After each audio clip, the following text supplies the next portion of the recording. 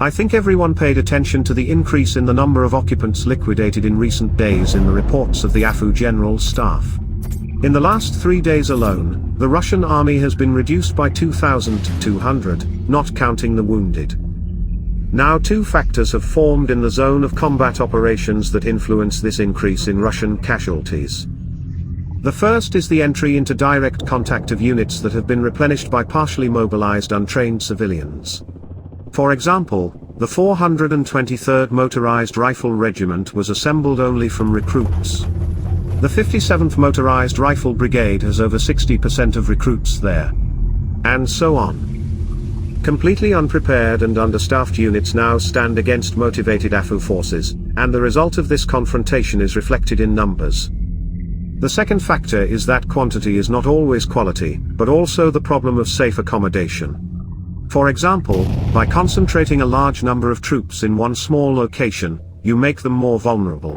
About 25 battalion tactical groups are now concentrated on the right bank of the Kherson region, but such density leads to, shall we say, crowding on the bridgehead and vulnerability of the enemy to AFU artillery. Fall 2022 is the final transition of the Ukrainian armed forces from the model of contain the enemy to the model of knock out the enemy. The best strategy now is to wear down and exhaust the enemy, destroying the Russians' already sparse supply routes as much as possible so that the mobilized meet the winter without ammunition, food, heating and medical supplies. The emaciated and hungry Russian army will surrender on its own, without a fight. So far there is no chance that the situation for Russia will change.